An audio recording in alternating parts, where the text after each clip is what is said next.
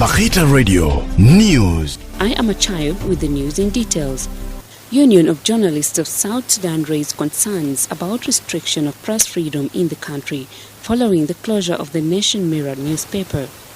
The union chairperson Oliver Modi Philp said there are interferences with the media work which can only be resolved by having a functional media authority in place.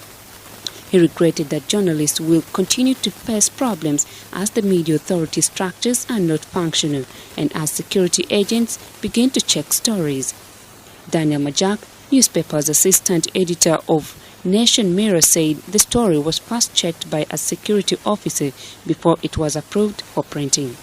The number of South Sudanese refugees in the neighbouring countries this week passed 1 million, UNHCR spokesperson told press in Geneva, Switzerland on Friday. Leo Dobbs said the number includes 185,000 people who fled since the violence erupted in Juba on July 8. With this milestone, South Sudan joined Syria, Afghanistan and Somalia as countries which have produced more than 1 million refugees, he added. Dobbs explained that 143,164 of the recent arrivals crossed into Uganda. Some entered Gambela region of Ethiopia and others were heading to Kenya, Democratic Republic of Congo and Central Africa Republic. The spokesperson said insecurity in Central Equatoria affected UNHCR's ability to access and assist thousands of refugees. Dobbs added that in Lasu, nearly 10,000 refugees from DRC, Central African Republic and Sudan did not receive their monthly food since June this year. UNHCR and its partners will struggle to assist the needy with even the most basic assistance, the official promised. The spokesperson said UNHCR is calling on donors to provide $701 million for South Sudan refugee operations, of which 20% was funded. Deputy Director for Curriculum in the National Ministry of Education instructs teachers in all counties to train their colleagues on the new curriculum.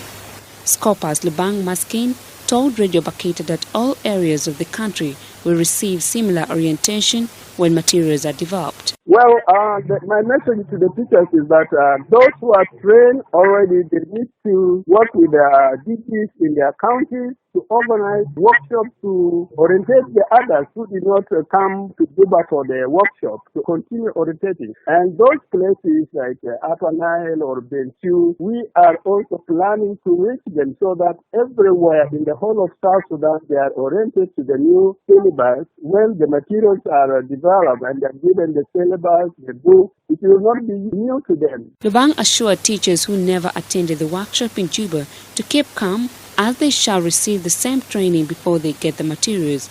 He also reiterated that they will continue to work on the new curriculum despite challenges. Every teacher, those who are not being oriented, they should not worry. The orientation is a process. It will reach them and they will be oriented so that they know before they get material. The Deputy Director said the ministry directed teachers in the country to reactions from learners at the end of each lesson following development of the new approach. Recently, the Minister of Education trained teachers in Juba on how to implement the draft new curriculum in schools before becoming fully functional. The Minister of Information in Yei River State says interruptions of Viva Cell network will be there if more fuel is not secured. Stephen Ladu Onesimo says the little fuel used will serve the public for some time. Radio Easter reports. He warns that without roads opening, securing enough fuel will fail and interruptions continue. Fuel is put in Lanya, is now functioning, covering very good areas or counties of Yei River State. Then also in the Yei, especially the Yei County and other parts of Mugo County also face the same challenges, and that's what the fuel situation that affected this. And now has been filled with the little fuel that they were having has been filled up. And now still there is a disruption is going to be there.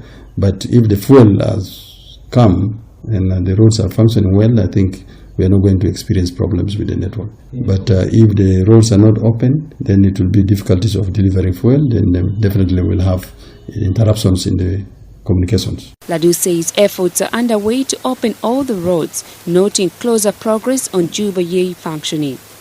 MTN, like other networks, was complaining of insecurity and fuel shortage, which negatively affected its operations. The minister adds. Yeah, definitely the government is struggling on opening the roads between Juba and Yei. Is on the way. The progress is coming very closer now to its functioning. And also the government is going to ensure that Kaya Road is going to be functioning effectively without any problems. MTN officials are complaining of the issue of insecurity. That's what the main reason. But soon, I think they will also be functioning in Yei. Minister Ladu describes the security situation in the state as relatively calm amid its recent killings.